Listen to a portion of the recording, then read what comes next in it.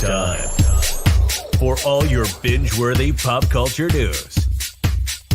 Welcome to Up and Adam. Hi, guys. Welcome back and happy Wednesday. I don't know how I have all of this extra positive energy right now because this has been one hell of a day. But I always get excited when we come back with Zach Peter. We get to not only recap Real Housewives of New Jersey, today we have some VIP winners and we have another announcement to make. So that puts me in a good mood. Now, before we jump in, if you guys haven't already, go ahead, smash that like button. If you're not subscribed, get subscribed. That way you can join us in our live chat. And let's just skip to the part where we welcome Zach. Good morning. Can we skip to the good part? Okay. Enough of you. No, I'm just kidding. Guys, 100 in the room to kick us off. Wow, way to put me in a great mood. Trish, hi fam. Hi Murray. Hi Carolyn Bird. Hi Rosemary. Hi Katie Roberts. Joe Mendoza, you little pot stirrer. Ayoko, good morning. Good morning, everyone. Hi Mocha Rain. Hi Elaine. Wow. What is that, the wave? I love it. Good morning. Good morning. All right. Zach, can you believe that we're literally 2 weeks away?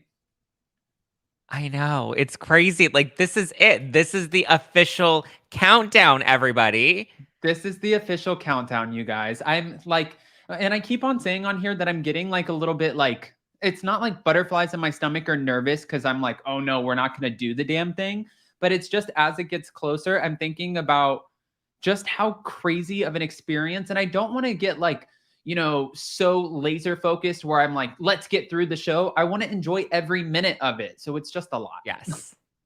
No, it's so exciting. So many exciting things in the works. So many exciting things in the works. Yes. And for all of you guys too, I'm going to ask Zach a question. I want you guys to answer it in the live chat. Last night's episode to me was very interesting, especially the way we ended it off with Teresa, who was not coming to play, and she definitely was not coming to climb any damn trees blindfolded. What would you give this episode a 1 to 10, 10 being the highest? I would give it a 7, 6.5, 7. Well, actually, yeah, a 7. A 7?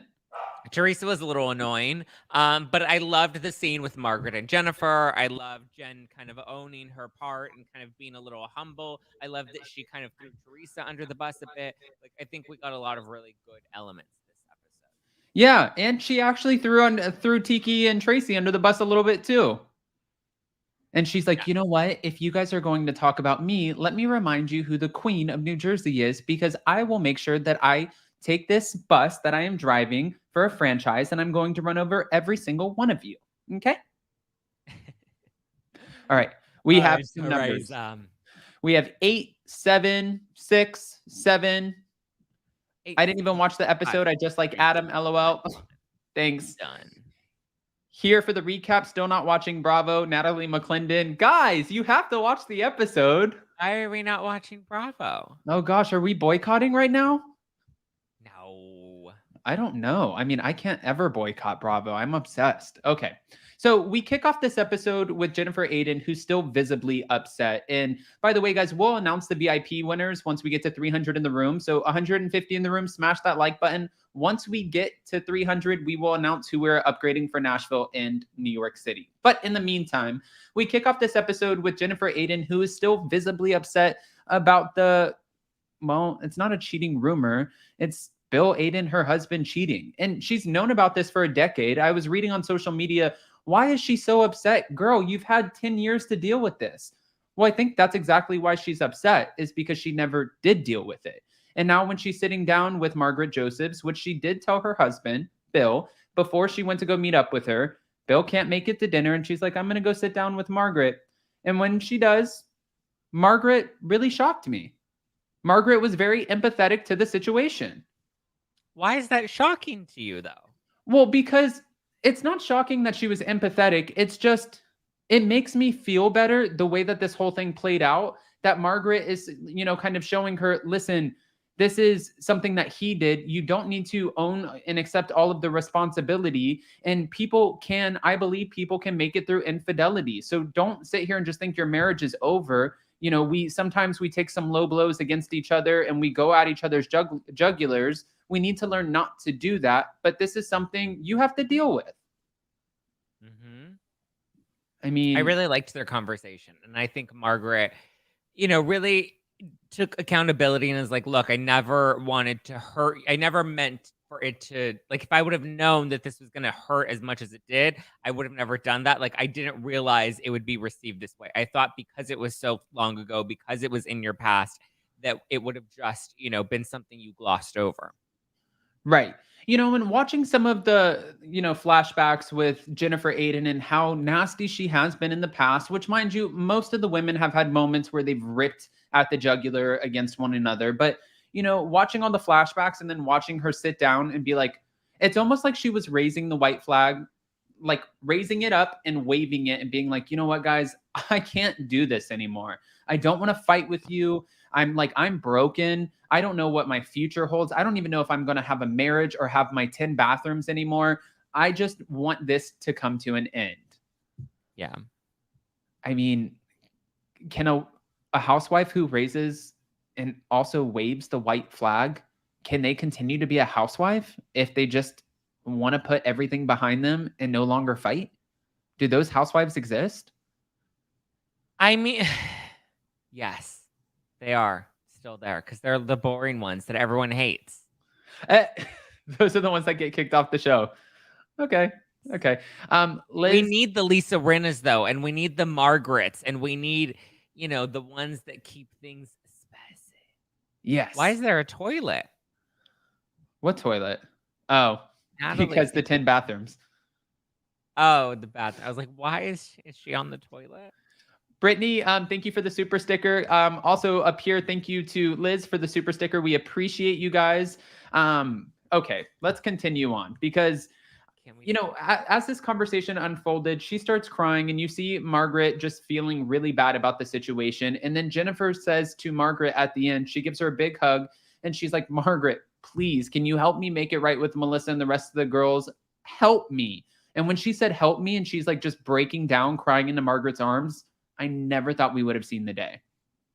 I mean, because she's trying to stay on the show. She's like, the women all hate me that, like, I don't want to be Brandy Glanville and ostracized and kicked off the show because I have no friends. And clearly, Teresa doesn't have my back. Yeah, I mean, I guess honestly, what else can you say here? I mean, if you think about it, Jennifer Aydin, I really like her on the show. I know Andy Cohen, or at least I haven't had this conversation with Andy Cohen. I feel like he's not a huge fan of Jennifer Aydin. But I think she's an asset to the show. And I think, even with people tearing into her about accepting responsibility for this affair, there's also a lot of women out there who are watching, probably going through something very similar to Jennifer, who have festered in an affair thinking, you know what, this was my fault. Had I been a better wife, my man wouldn't have done this to me. And I like that Margaret, even though this has been a lot, I like that Margaret's able to still look at her in the face and for anyone who's watching and be like, this is not your fault. Just because he goes out and cheats and he does something, especially when you're pregnant, this is not a Jennifer problem. This is a Bill Aydin problem. So for any woman out there who's watching or man, and you get cheated on by some narcissist, not calling Bill Aydin a narcissist, but somebody who thinks that, hey, let me just go cheat on you because you're at home. You'll be at home anyways. This is good for people to watch. It is. And I like that we're seeing Jennifer start to like stick up for herself too and be like, I didn't process this and I should have processed this, but now I'm ready to, actually stick up for myself and stick up for the relationship. I mean, I've been preaching about how great Bill is, but like I need him to act. I need to stop lying to myself and I need him to actually show up for me. I agree. Ghostly Gamer said, how do I buy live stream tickets for Nashville? You just go to spillingtealive.com and you'll see the live stream tickets available. There's GA, VIP, and the VIP bundle if you want all 3 cities, the behind the scenes, the bloopers, and everything in between. Right? Okay. What else is being said in here? Trish said, Jennifer's just sad because her image of a perfect marriage has been blown up. Yeah, I think that's part of it. I mean, I think there's a lot of moving parts here. So yeah, I think she's more sad. I mean, other than she's sad about the affair coming out, I think she's more sad that the visual that she tried to project for all of us, that her marriage was so perfect and Bill was so great, that's all starting to crumble. And not just about the affair, but now we also see him because he's embarrassed. He doesn't want to defend her. He doesn't want to talk about it. So it's continuing to make their marriage look worse on camera. And she wants to be like, no, our marriage is great. And it's just not, it's not sticking. You know, I do have to say one thing about Marge, though, Margaret Josephs. She really is the Sheree Whitfield of this franchise. Like, she is the bone carrier and collector. And I love when she's sitting there talking to Jennifer and she's like, you know, even the Jacki thing, you know, Jennifer goes, I think Jacki's misdirecting her anger. She needs to redirect it somewhere else. And she's like, well, Jennifer, you're making calls around and trying to dig up information on her husband. And she's like, how do you know it was me and not somebody else? And she's like, well, who else would have been? How do you know it wasn't Teresa? And Margaret's just like, oh, what? And she ran with that information to everybody. And Dolores said it right. Dolores and Jacki said it right. You don't want Margaret to get on your bad side. No. That's why I had to dedicate one of my new wines all to the Marge herself. Your husband's in the pool. And that was before you knew she was joining us on stage in New York.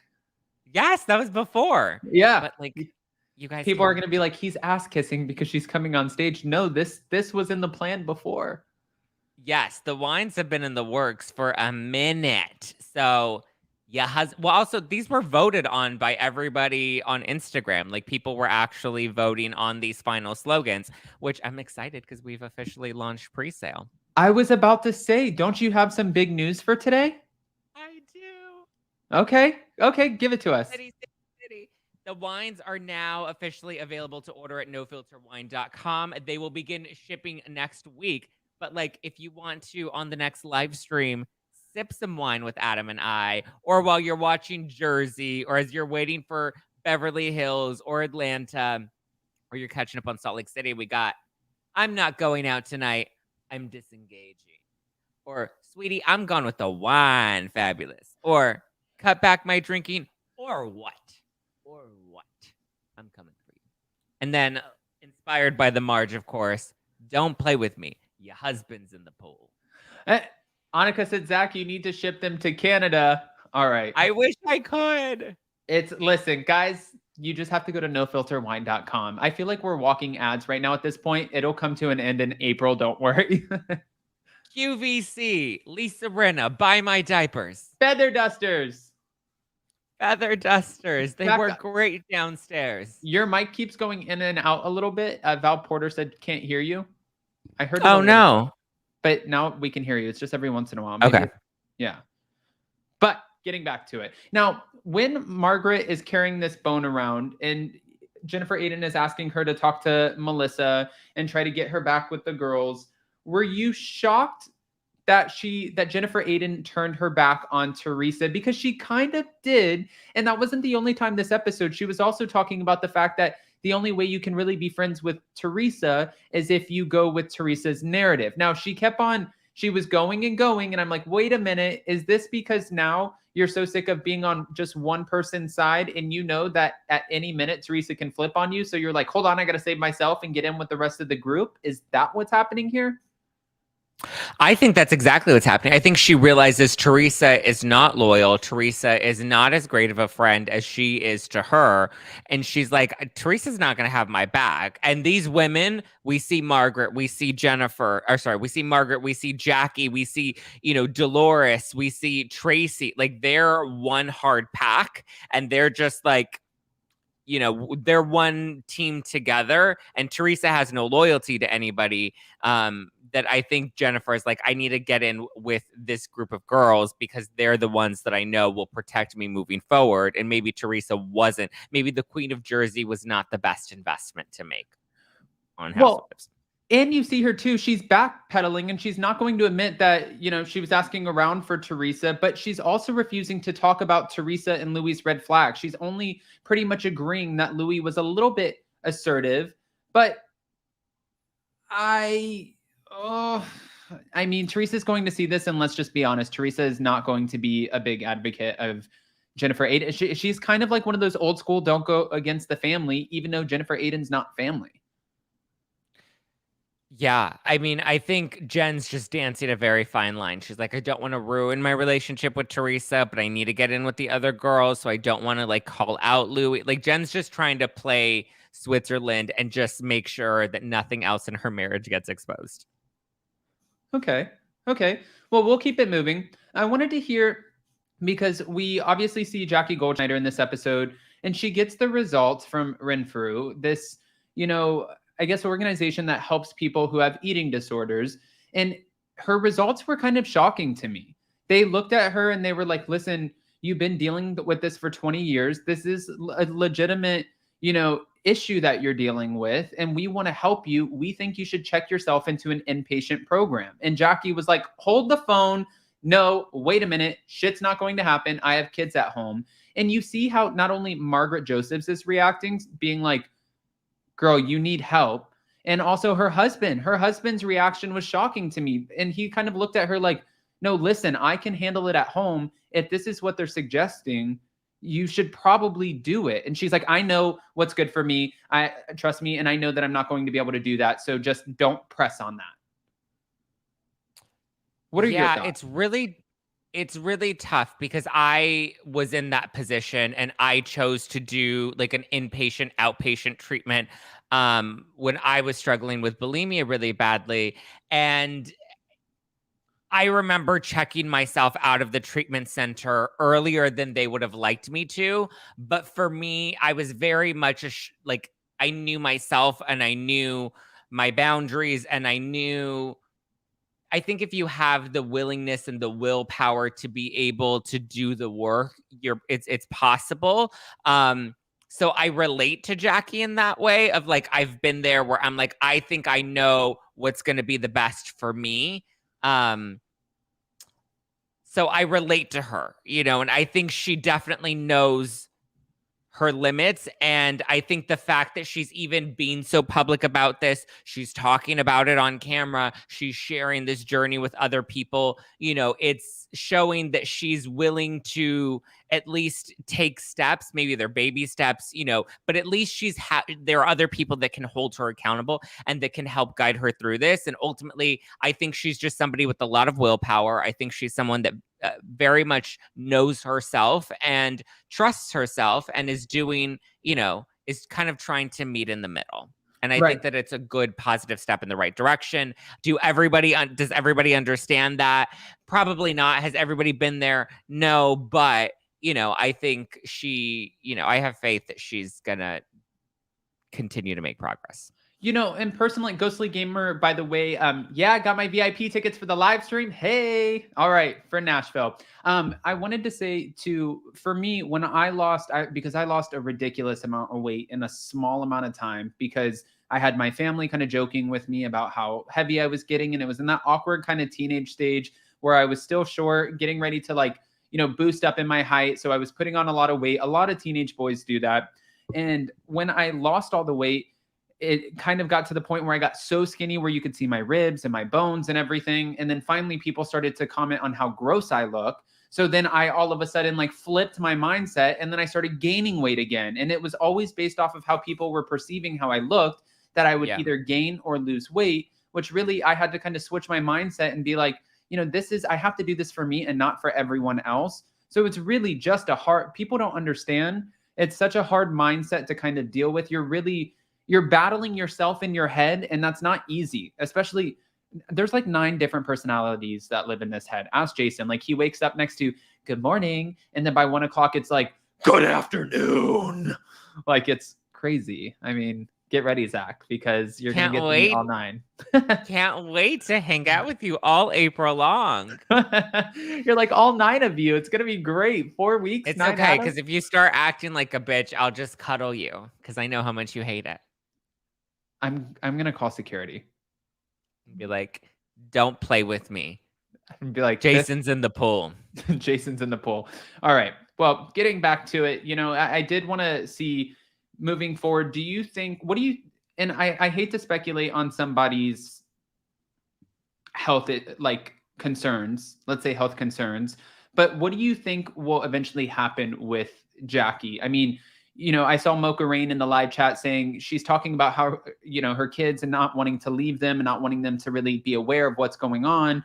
But she made a great point. Evan already told Jacki that the kids know. They ask, why do you eat the same thing every night? Why do you eat lettuce? They're very much aware to what's going on with Jacki anyways. Do you think the outpatient is going to work for her and then we'll be able to kind of go down that road? Or do you think eventually with how extreme this is, that it will get to a point where she might take the advice and have to check herself in?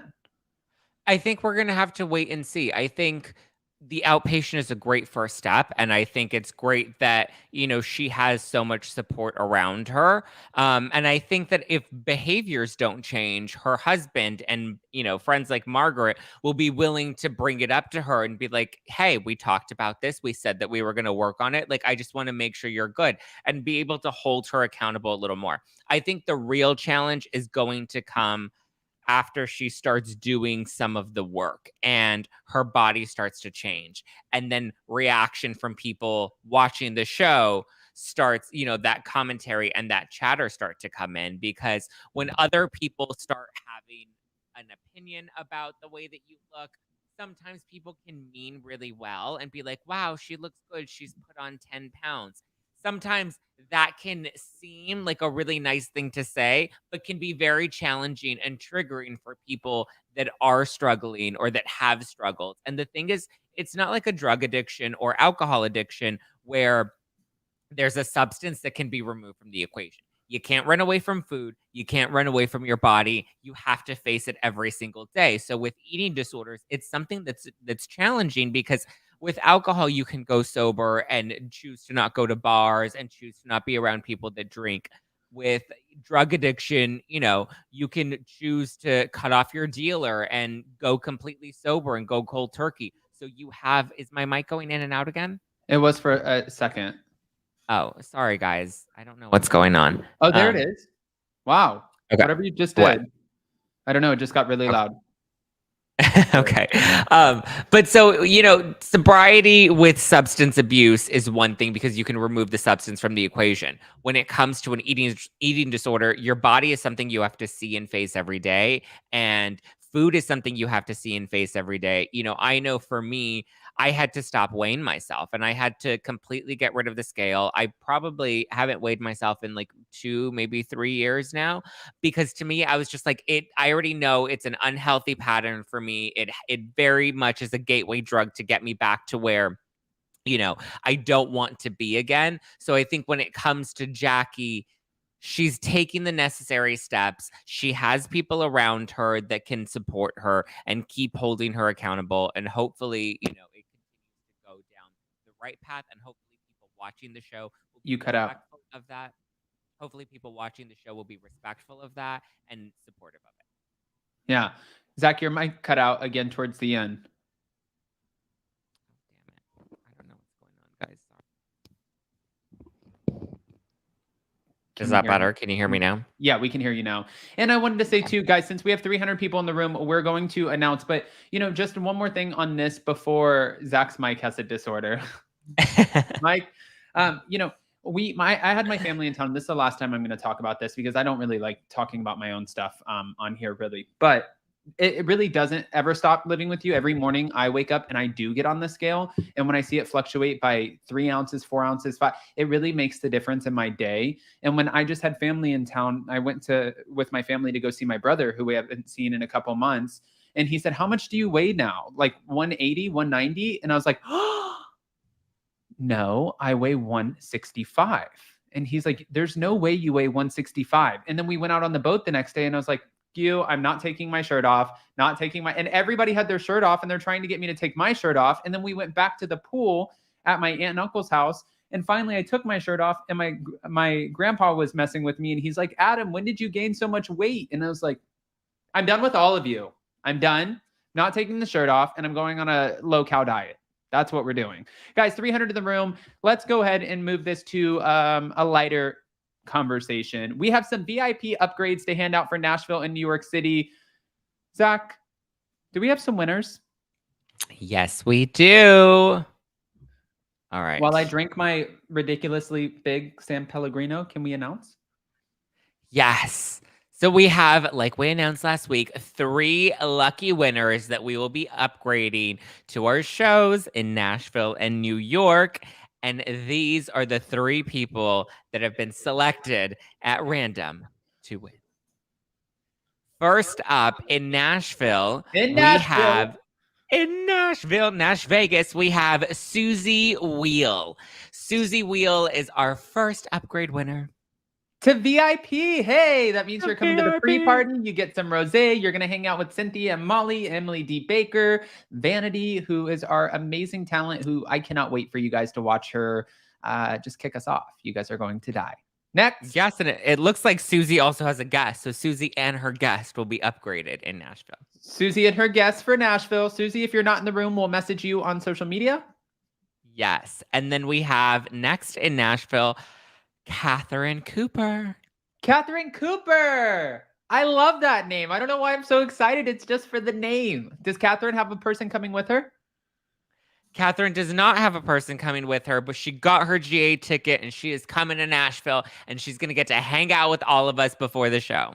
Hey, all right. And Catherine will also have her rosé and hang out with all of us before the show, just like you said. Yeah, she'll have some wine. Okay, who's our third?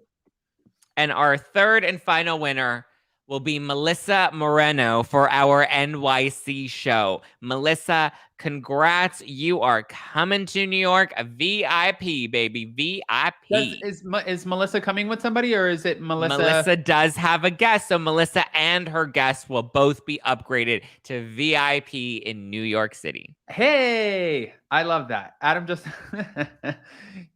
Mike, you are such a smart aleck. All right. Congratulations to Melissa and all of our VIP upgrade winners. We also have one more thing coming up because as we're getting closer, we're getting excited and we know that the shows, and honestly, this is just a fact. There's going to be so many different people at the shows. So it's going to be not hard. We're going to meet everybody, but kind of having real conversations with every single person will probably present a little bit of challenges, right? So we wanted to do one more thing for everybody where it's like a little kind of contest, but we get to spend some more quality time. Zach, will you let us know before you do? Natalie McClain, I just purchased 2 No Filter Variety Packs. Zach, for the live. So excited for you guys. Hey! Yay! Thank you, Natalie. This will be fun. Guys, buy the wines. You have it in time for if you're live streaming the shows, you need to get some wine so that you're watching it at home, wearing your Zack and Adam merch, sipping some wine and spilling some tea with us. Yes. And thank you, Natalie, for the super chat. We appreciate you. And Natalie also sent me the most beautiful, I know I always talk about these, but she sent Jason and I the most beautiful stemless glass. No, they're stemless. They're stem, but they're bottomless. I'm so afraid to use them. Cause I'm just afraid. Okay. Murray said, I bought mine. I'm buying for my mom and I tonight. Mike said, yay. Is that Hot Mike? That's Hot Mike. Hi, Hot Mike. Okay. Tinsley's opinions. Melissa, congratulations. You, Melissa, come on down. You all are the contestants on the tea spilling is right. Okay. Mm-hmm. All right. We don't get the wine in South Africa. Sadness. Well, eventually, just Zach is making his way to be Zach Frankel. Give him some time. Give him some time.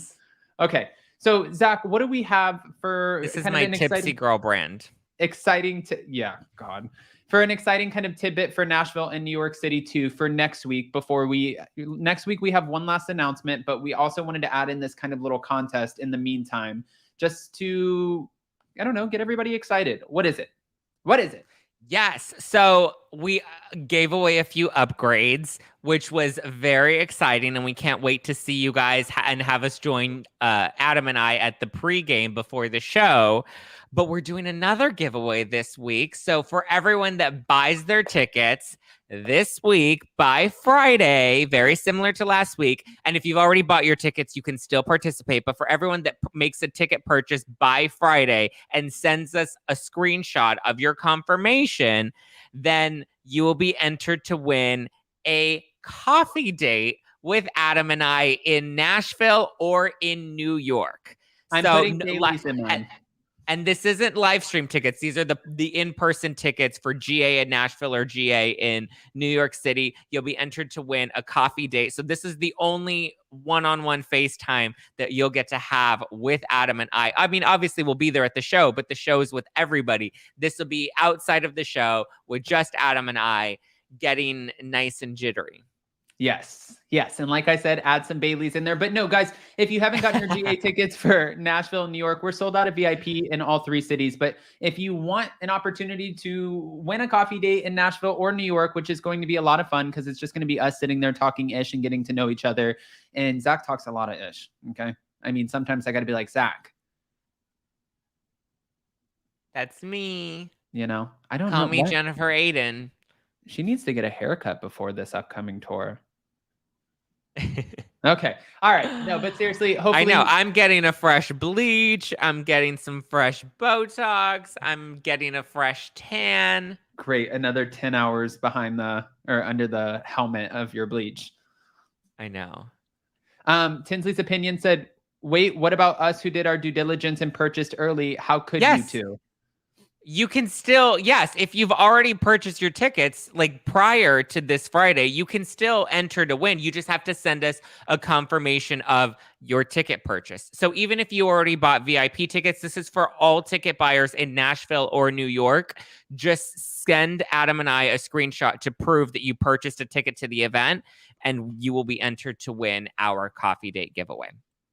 And thank you, Brittany, Annabelle. I appreciate you. All right. Well, with that, guys, we'll revisit this at the end of the live, but I want to get back into it for a second because we have Dolores's mom who unfortunately is not doing well. And we know that Valerie is not doing well. And Dr. David is really stepping up to the plate to make sure that Valerie's doing okay. There were some concerns that I had here, though. Dr. David and Dolores have decided to go their separate ways. And Dolores, understandably, wanted more out of a 5-year relationship. She wanted more of a commitment that Dr. David wasn't willing to give her. So she finally pulled the plug, and now her mom's not doing the best health-wise. Well, Dr. David is there for her, there in the hospital, and even asking and offering Val to move into his house so he can take care of her. But in the meantime, he's ignoring Dolores completely. If I were Dolores, I have a lot of respect for Dolores, because if I were Dolores, I'd be a little pissed about this. Like, if you're going to talk to my mom and try to help her or whatever, right now is not the time to be upset with me. I'm also going through this. This is my mom. And you're offering to help, like, keep me in the loop. Don't walk past me, roll your eyes, like, turn around, whatever you're doing. This is so much bigger than this right now. This is my mom. What do you think about all of this? I think Frank was right in the sense that he's definitely doing this as a defense mechanism. And I think if anything, he's going above and beyond to take care of her mom to show how much he really loves Dolores and was heartbroken about not being able to give her what she wanted and what she deserved. I think he has a lot of regret about that. He would love to give her what she needs. And she's obviously been very vocal about that, but for whatever reason, he's not able to provide that for her. And I think he has a lot of guilt around it. And that's why he's going above and beyond to make sure that Val is very well taken care of. And it's hurtful for Dolores because Dolores is like, why don't you talk to me? Why are you ignoring me? But I'm pretty sure it's also very challenging for David to have to, ignore Dolores, but he's hurting and he's grieving the loss of his relationship. The person that gets broken up with is always going to need more time to heal than the person that does the breaking up. Because usually when you get to a place very similar with like Tom and Katie, when you get to a place where you announce that this relationship is over, you've had time to think about it. You've had time to process your feelings, and you've had time to really, prepare yourself for this breakup, whereas the other person is receiving it for the first time. And I think David is still in that grieving process with his relationship, and he's not, fully ready to move on. It is a little immature, but yeah. For a modern day, like, bleached Rapunzel living in your Los Angeles downtown penthouse who is single, you're very, like, wise in relationships. Thanks. Zach's like, I read a lot of books. Okay. I do. I read I Suck at Relationships That You Don't Have to by Bethany Frankel. Oh, okay. Perfect. Thanks, Bethany. Always just overachieving over here. All right. Let's get to this part, because we have this beautiful family Tiki and Tracy have, but we have this woman right here who is not having them anymore. Guys, don't forget to smash that like button. But Teresa is at the point where she feels like Tiki is doing Tracy's dirty work. He's coming in and he's asking Louis questions that don't pertain to him. Tiki and Tracy, let me say this though. They are trying their damnedest to stay on the show.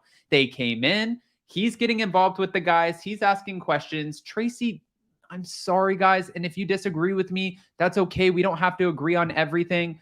Tracy is annoying to me on the show. I don't feel like she fits in with the rest of the women. And I don't like how she's like telling everybody what to do, especially at the tree climbing thing. I'm just thinking in my head, I'm like, I know that you really think that this is about team building and like, you know, you really want everybody to climb the tree, but really we want the drama at each one of these events. And that's what's going to happen. But Tracy, what are your vibes? Are you liking her or not? And guys, in the live chat, I want to ask you the same thing. Are you here for Tiki and Tracy or are you not feeling them?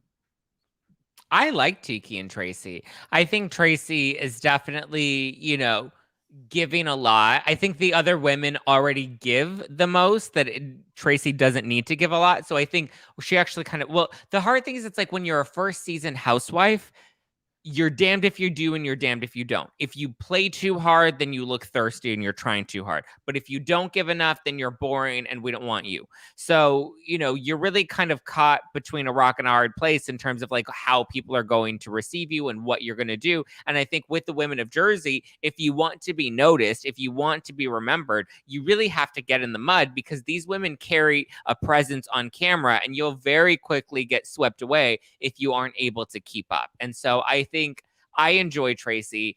I think she, you know, because at the end of the day, I know we want to watch the drama, but like Tracy knows the show and she knows we're here to do this activity. So we have to kind of keep the train on the tracks to do this activity, even though the drama is always going to kind of take us away from that. We still need to make sure we're driving the storyline and we're keeping the train moving for the sake of, you know, the reason we're all here. What did I you like think? Tracy, and I know that's not a popular opinion. It's not a popular opinion, but that's okay. We can agree to disagree on Tracy. But I will give her some time. Speaking of which, where the hell is Caroline Rosio, the one who showed up for like 2 filming sessions and then all of a sudden she was gone and then she made headlines because it's like Real Housewives of New Jersey cast member is getting a divorce. And we're all like, who is it? And then they're like, Caroline Rosio. And we're like, who the hell is that? So I don't know. I don't know her. I don't know her. Mocha Rain said, I don't notice Tracy half the time. All right. So what did you think when Dolores shows up to this team building event and she just looks at all of the women and she's like, just to let you guys know, Teresa's coming and she's coming in hot and she is pissed and she is about to rip some heads off. And they were all looking like, who? And she's like, Margaret? Tracy. Tracy's whole demeanor changed. Tracy's like, what? Me? Why me? Right? I don't know why at that point she didn't switch the teams and be like, okay, Dolores and Teresa, you're a team, and Jacki and I will be a team. Like at that point, you're like, okay, let's pivot because Teresa's obviously not going to play well. That let's just make this work. She did come in a little bit annoying, Teresa. I mean, I get it. She's pissed off. And I've been in that situation where I've gone to like a group event or a friend thing where I've caught a friend talking crap and I've been like, in my own feelings where I was young at the time. I think I was like 21, but I've like spoiled the group event because of that. And I'm looking at Teresa. I'm like, you don't really have an excuse. You're not like, you're an entire grown ass adult. And I understand you're upset about this, but you're coming in and you're like, this is the stupidest thing ever. And I'm not doing this. And how dumb is this? And I'm looking at all of the workers who are there and this is like this is how they make their money. And I'm like, Teresa, that's not very nice.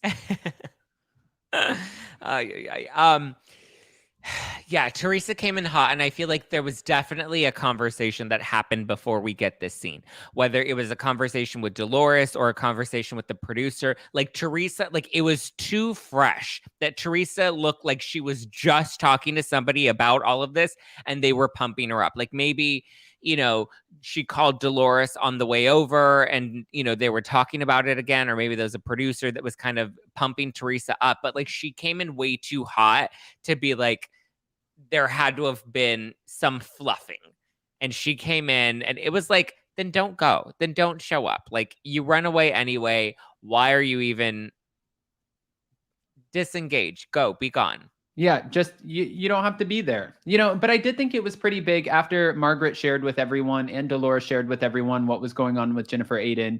Melissa ended up taking Jennifer to the side and saying, look, we both said things. We both hit below the belt. I don't want to do this to you. You don't want to do this to me. Let's just try to move forward, get along, and not continue to like run each other's names under the mud. Like, don't attack my husband, don't attack my family, and we won't have a problem. I was like, yes, we've had conflict. We finally get some resolution. That's what we need. Adam, you're not going to pop my love bubble. I mean, it looks like that. All right. Well, what was your biggest takeaway from this entire episode? That Teresa needs to loosen up on the lip filler because it's a lot. Oh. Okay. Rude. Okay. Let's see. Was it actually a lot? Like if we can't pop her love bubble, can we pop the lips? We need Kim Richards to come in here and be like, go blow up your lips some more. That's not very nice. Pop, pop. Nice. What about, oh no, she doesn't have blown up lips. Not really. Okay, fine. You win. I think my biggest takeaway, I guess, out of this whole thing was the fact that Jennifer Aydin was able to make amends and to kind of get back in a good place with the rest of the women. And probably the fact that she's at this point realizing that her alliance with Teresa is not going to keep her on the show anymore. So, hey, I'm going to kind of pedal it back for a second and get in good with the rest of the women. I think that was probably my biggest takeaway here. Yes. I love Teresa's delusion. She looked awful and she says, Marge looks like shit. Good for you, Marge. Oh, there was that too. Push Louis in the pool. Push Louis in the pool. I am liking Marge more lately. It's out of control. All right. With that, Zach, did we miss anything from the episode? I don't think so. I think we pretty much covered everything. Jennifer says that she doesn't think that her marriage, or she feels like her marriage is really on the rocks. Which I could see that. It doesn't seem like Bill Aydin really is like accepting any responsibility or wanting to talk about anything. And he's the one who did it. So now he left her. It's almost like if I went in your house and I just took my hand down your bar and broke all the glass. And then I walked out and I was like, you deal with it. That's not my responsibility. And then you're sitting there like cleaning up and picking up all the pieces. That's what it feels like for Jennifer at this point. Yeah, and I don't know if she really is going to last with Bill at this point. I think she's finding her own independence. She has the show. She's like, becoming her own person outside of just being Bill's wife or being the plastic surgeon's wife. And I feel like this is probably why we see a lot of relationships end on reality television, is because they start to realize they don't need their partner. And I think that's where you run into a lot of issues in relationships, is when you feel like you need the other person, you're not a whole independent individual. And so I think that's starting to happen with Jennifer. We're starting to see her find her own 2 feet. We're starting to see her make her own money. We're starting to see her build something for herself outside of the household. The kids are getting older, so they don't really need her as much. She has nannies at home to kind of fulfill some of those duties. So I think slowly we're going to see her continue to find her independence, and I wouldn't be surprised if we saw her leave Bill. Do we know if they have a prenup, Bill and Jennifer?